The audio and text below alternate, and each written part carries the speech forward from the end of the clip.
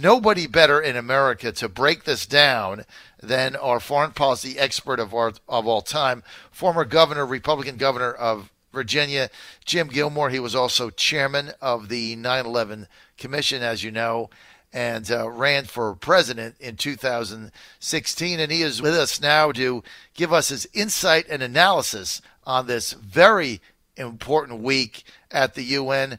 Governor, great to have you as always, sir. Thank you. Thank you, John. I'm great. It's always great to be on your show. So I want to get your perspective here. The president going to the UN, he's actually chairing the Security Council meeting today. What do you look for the president to say, and how do you think his opening day went so far? Well, I think so far so good. I think that he continues to stand up for American sovereignty. I think that's the consistent message that we're hearing from him, from John Bolton, from Nikki Haley, and from everybody else, which is that we're happy to participate in international organizations. We're happy to do that to everybody's mutual benefit, but that the United States is no longer going to be sort of the slap boy around that is supposed to give all the money and take all the abuse and just take it. That's not what's going on anymore. Today, America is standing for its own sovereignty first and foremost. I thought John Bolton made that point very clear the other day in his very strong statement regarding the International Criminal Court. So his chairing of the Security Council meeting today, I can't wait till that, because I just think it's going to be so interesting. I mean, here's a Security Council that normally does not vote with the United States on the majority of issues. What do you think his message will be, sir? Well, you see, the Security Council, as all of your listeners know, is the main body of the United Nations that deals with national security issues and the issues of war and peace. It's been that way ever since it was formed right after World War II.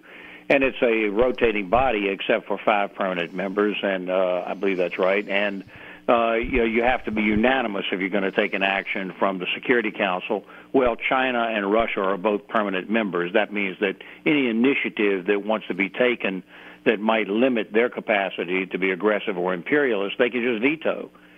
So that's the part of the problem. On the other hand, if the Security Council does take an action, then at that point it does carry a great deal of weight in the international forums. So when the President of the United States goes and chairs the Security Council, what he's really saying there is that the United Nations still has efficacy, but that I think he will strongly say today that American sovereignty will not be invaded. I think that's what he's going to say. And I will tell you from Jim Gilmore's point of view that there's nothing inconsistent with standing up for American sovereignty, the rights of Americans, and our Constitution, and at the same time participating in international bodies. You can do both of those things. And I think the President will say that today. I think he'll say it very strongly. John Bolton telegraphed that the other day. That was his previous speech before the UN last year. I think American sovereignty is going to be the principal message. Kind of an interesting twist, isn't it, Governor, seeing National Security Director John Bolton come back to the UN. Of course, he served as ambassador under George W. to the UN, and now he's coming back as National Security Director. So that's kind of interesting. The president's speech due today to the General Assembly, and Nikki Haley said earlier today that she had seen a draft of a speech. He's basically going to be touting his foreign policy successes, and also expect him to throw another olive branch out to Kim Jong-un. They're getting some success there, as Mike Pompeo laid it out. What do you think the president's next step is, Governor, with the North Koreans? Well, you make an excellent point, John, that one of the principal foreign policy issues that's on the table for the United States is North Korea.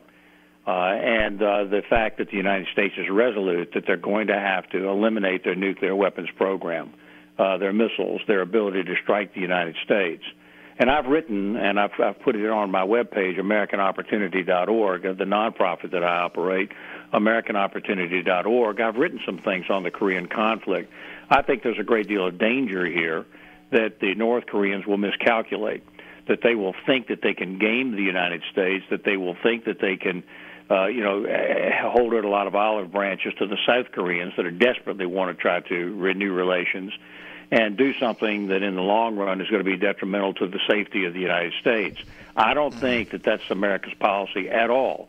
I think America's policy is to stand by their position of denuclearization of North Korea. And if they miscalculate, there is danger here that America will, in fact, begin to rev up an additional military conflict in order to take out those missiles.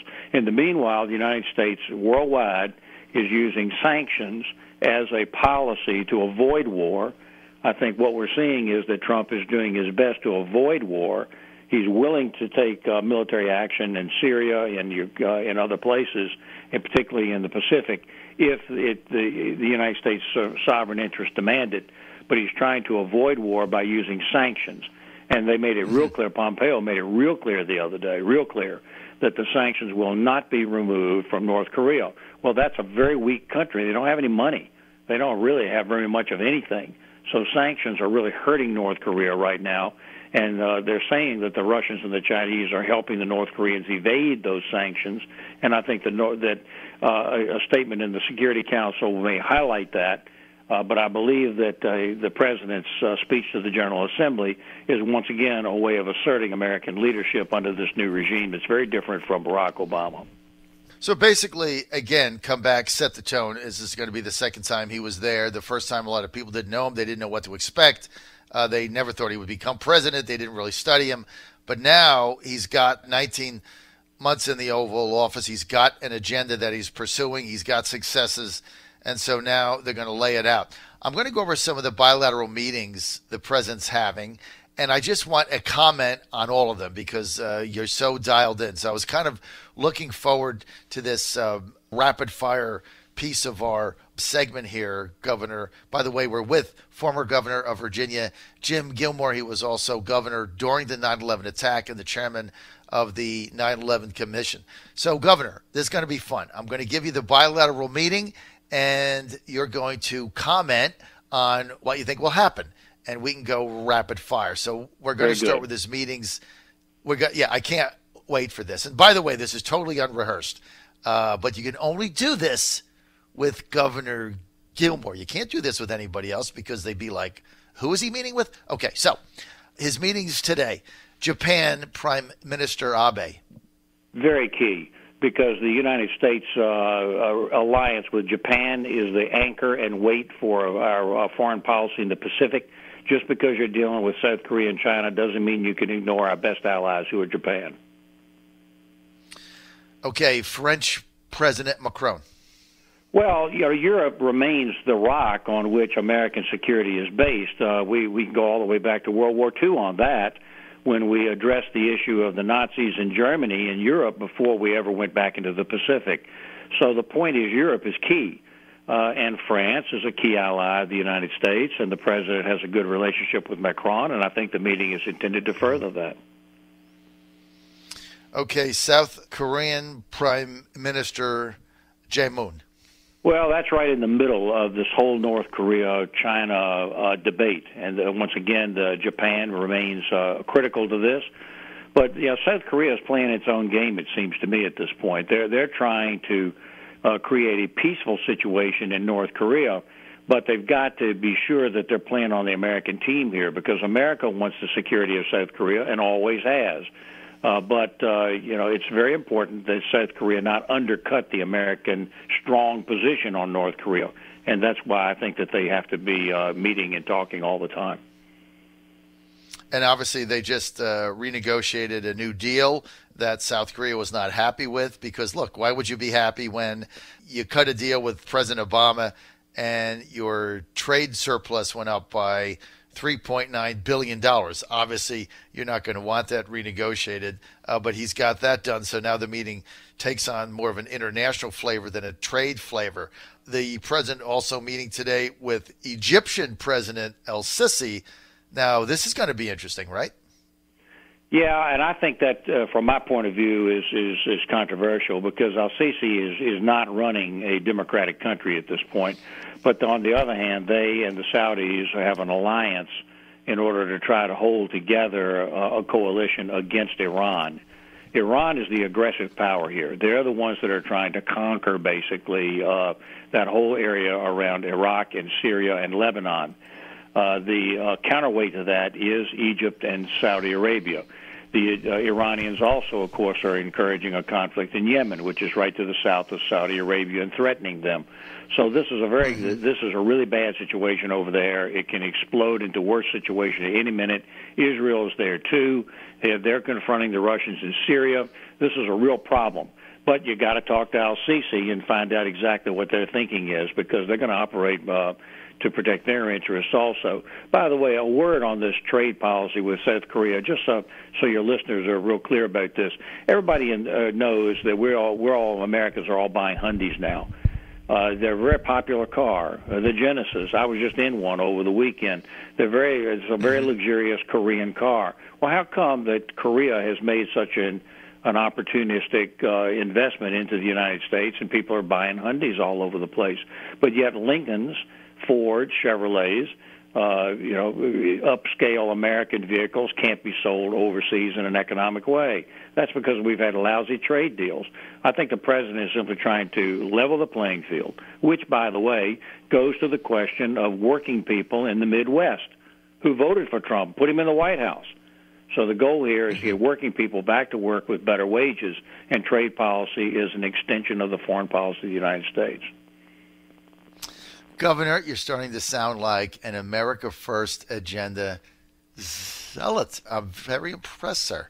That's right. I mean, you've exactly nailed it. We're buying their cars. There's barriers for selling ours. And so the president took those down. That's why the trade deficit went up with them since the deal was cut by $3.5 billion annually. And it also puts our people out at work. So it doesn't make any sense. So I'm with you on that. Let's get to two more bilateral meetings today. Now, there might be some walk-ons, but President Trump also scheduled to meet with Israeli Prime Minister Netanyahu amongst all of the chaos going on right now, but he's been a solid ally. What do you think the president's message is to Bibi? Well, first of all, they're very close allies.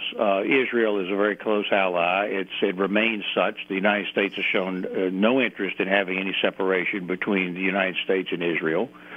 So I think that it's very reasonable that you would expect that Netanyahu would have a meeting. And the problem is this: as I explained earlier, you got this conflict going on right now with Iran. And the reason behind the Trump somewhat aggressive attitude towards Iran and pulling out of the Iran deal is because he doesn't want to give Iran a free hand to run rampant in the Middle East, which is not to anybody's best interest. And the only way to do that is to have a counterweight. Well, Israel is right in the middle of that. And they are people that want to protect their own interests. But look, today's news is about the Russians putting missiles into Syria directed towards Israel. So the question really is, can Israel protect their interests there in that very dangerous neighborhood? They have to have a good relationship with the United States. I don't think we outsource our foreign policy to any country, including Israel, but Israel's a good ally, and I think that we continue to talk with them so that we understand the dynamics of what's going on in that region of the world that's so dangerous.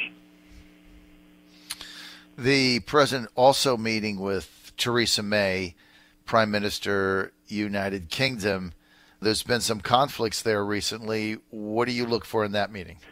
Well, remember I said just a few minutes ago that Europe remains the key to American security.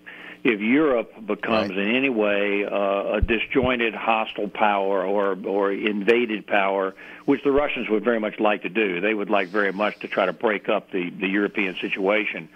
Well, Brexit is on its way. The British became disgusted with the bureaucracy and overbearing of their sovereignty by the European Union, and they voted to depart. Now they're trying to negotiate their way out of that in some reasonable way that's to everybody's interest. But the United States and Britain for centuries have had a special relationship. The British at this point need the American relationship desperately because they're having problems in Europe. So the United States really has got to have that alliance with Britain. I think that it would be a bad thing if we didn't meet with the British Prime Minister. She's under a lot of fire right now and a lot of difficulties. She needs the United States alliance to be so secure and to appear to be secure. And that's why you really need to meet with Theresa May. Should the president meet with Iranian President Rouhani if the opportunity becomes available? Well, I'm going to say something nobody else has said on your show here. Look, the president gets under a lot of criticism by meeting with people that the left would, weirdly enough, the left used to sell us that all the time, but now they seem to be saying, well, you can't meet with Kim Jong-un, you can't meet with Rouhani, you can't meet with Putin. Well, the United States has always met with its adversaries. JFK met with Khrushchev. Didn't go so well for JFK, but he did it. Eisenhower met with Khrushchev. The whole point is that the United States wants to keep these vehicles of communication open to avoid war, if possible, and to protect the sovereign interests of the United States. So the bottom line is this: I think he ought to meet with Rouhani. I don't think we stop talking, and the policy of the president is to, in fact, talk to people. That doesn't mean he sells anybody out. To the contrary, our policy towards Ukraine has been much stronger than President Obama's was. We're sending weapons there. We're doing exercises with them through NATO in the air over the Ukraine. So the point is that just because the president has met with Putin and he hasn't spit in his face, doesn't prevent the United States from taking action to protect our sovereign interests and that of our allies. So the point is, I think that meeting is a good idea. There's a lot of this idea that we prop up these bad guys by meeting with them, but it really depends not on what we say, but on what we do. And right now, I think you're seeing a pretty strong American foreign policy. Well, we are, Governor, and you make an interesting point. Back when I was a young man, it was always the Democrats who were saying you had to meet with everybody and diplomacy first. And remember, they were talking about Reagan's gunboat diplomacy when he went to Grenada and whatnot. And so now they don't want you to meet with people because they have somebody that wants to meet with people. So the whole thing is becoming ridiculous as far as what the Democrats are saying. I've only got a minute, but I got to get your take on Judge Kavanaugh. If you were in the U.S. Senate, what would your take be right now? You have a minute. I think it's a very disturbing thing that everybody at this point, is criticized because of an incident during somebody's boyhood. That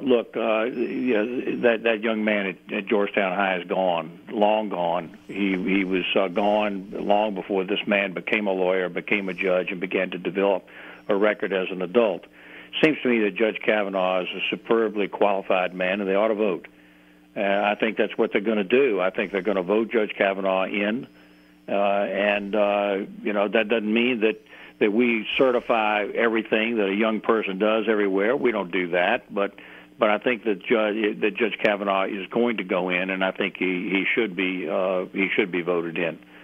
I think that I'm really worried about this constant drumbeat of an attack on the Constitution, the Electoral College, the vote of the American people, this effort to really undermine the democracy. I think the far left in this country, with its Antifa muscle people attacking people in the streets, I think that we want to be a unified country, but at the same time, I think that there's a real danger that the left is crossing the line at this point and actually attacking the American way of life and American democracy. I'm very worried about it. Nothing wrong with free speech, and there's nothing wrong with open debate. There's nothing wrong with even winning debates if you're a leftist. But, I think they're crossing the line and attacking the American democracy. It really worries me. That's going to be the final word. We want to thank former governor of Virginia, Republican Jim Gilmore, for being with us, chairman of the 9/11 Commission. He also ran for president in 2016. This is going to be one of the best 30-minute, 20-minute segments we have, getting the governor's perspective. You can ask him anything on any foreign policy question, no preparation whatsoever, and he absolutely nails it. It's an honor to have you on, Governor. You add a tremendous amount to our show, and I really thank you for the time and the great analysis. Thank you so much, sir.